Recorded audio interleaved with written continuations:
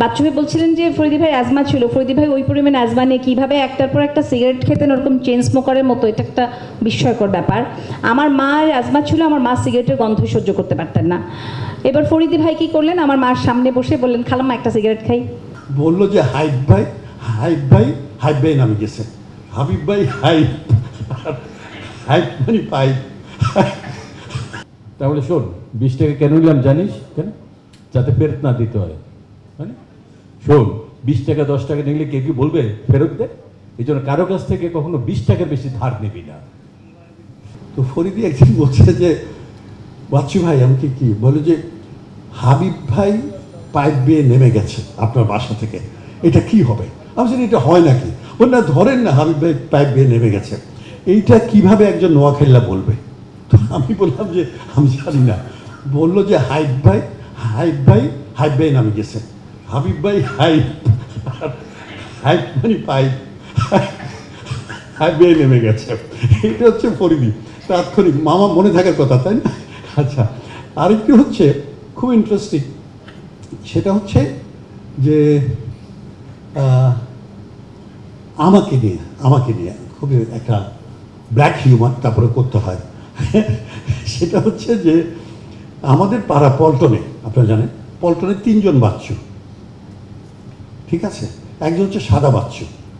সাদা বাচ্চু হচ্ছে আপনার যে আমাদের বিখ্যাত সাংবাদিক ছিল বিবিসির, মারা গেছেন, খুব নাম করা,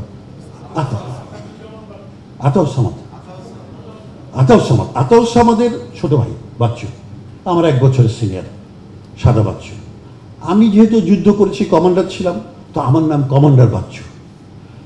আরেকজন ছিল আমাদের একজন আর্মি চিফ ছিলেন, নামটা ভুলে যাই আজকাল বয়সের কারণে, তার নাম কালা বাচ্চু। তো ফরিদিকে আমি বললাম, বুঝছিস, একজন সাদা বাচ্চু, একজন কমান্ডার বাচ্চু, একজন কালা বাচ্চু। ফরিদি অনেকক্ষণ আমার মুখে দিয়ে তাকিয়ে থেকে বলল, আমার না আপনার ওই কালা বাচ্চুর সাথে একটু দেখা করতে হবে। তো আমি, শিমুল, সুবর্ণা, আমরা সবাই, আসাদ, আরজাল, পীযূষ, সবাই, কেন তোর ওর সাথে দেখা করছি, কী জন্যে?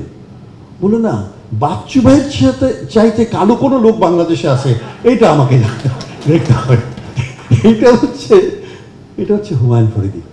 আর আমার সাথে আসলে যেই দীর্ঘ সময় ফরিদির কেটেছে সেটি আলাদা। ওর মৃত্যুর সময় আমি ভারতে ছিলাম, আগরতলায় গেরিলা ছবির প্রদর্শনী ছিল। আমি বর্ডারটা ক্রস করার সময় খবর পাই, আমাকে কাস্টমসের লোকজন বলছিল, আমার সাথে মোর্শেদুল ইসলাম ছিল, যে ফরিদি চলে গেছে। ফরিদি ভাইকে নিয়ে নানান কথা, রানা ভাই। আর ফরিদি ভাই উইটি এর গল্প তো সবসময় আসে। ফরিদি ভাই যে কী পরিমাণ ছেলে মানুষই করতেন সেই গল্পটা আসে। ফরিদি ভাই যে কী পরিমাণ আনপ্রেডিক্টেবল ছিলেন, মানে যে কাউকে একটু তার পছন্দের বাইরে নিয়ে গিয়ে একটু সমস্যায় ফেলে দেওয়ার চেষ্টা ছিল।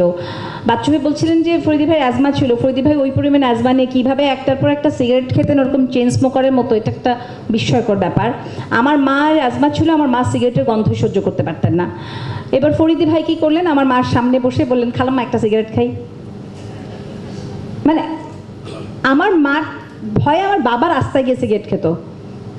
আম্মা মাথা নেড়ে বললেন হ্যাঁ। ফরিদি ভাই সিগারেট ধরায় ফেললেন এবং খেয়ে নিলেন। আম্মা কিছুই বললেন না। এতটাই মানে ভালোবাসা ছিল ফরিদি ভাইয়ের জন্য। আর ছেলে মানুষই, কাছের মানুষ করব তো সুবর্ণা আপা কাজ করবেন, ফরিদি ভাই কাজ করবেন।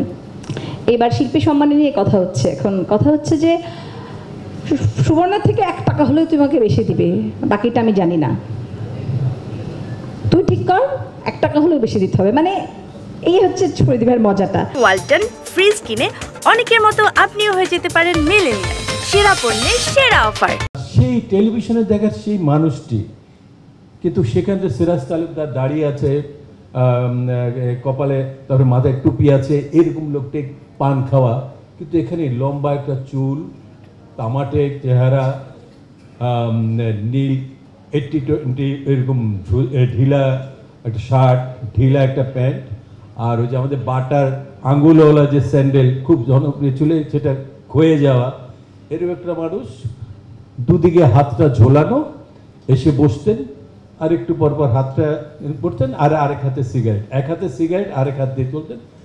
তখন দেখতাম ক্যান্টিনের ওরা করতো কি, 3-4টা ডিম আর 1টা কি 2টো পরোটা, তো চেহারা দেখে আমার তখন তো আবার ওই যে আমরা সিনেমা হলে বিদেশি সিনেমা দেখতে পারতাম, তখন আমার খালি মনে হতো একদম রেড ইন্ডিয়ানকে দেখছি, এরকম একটা মনে হতো। তার মুখটা অনেক বড় না, কিন্তু অনেক বড় লাগতো। এবং সেই মানুষটাকে দেখতে দেখতে যখন নাস্তা খাবার শেষ হয়ে যেত, আবার আরেকটা সিগারেট ধরে হেঁটে যেত, আমার এখনো ছবিটা ভাসে। মনে হয় যে দুটো হাত দুদিকে ঝুলছে, খুব রিল্যাক্স ভঙ্গিতে হেঁটে যাচ্ছে।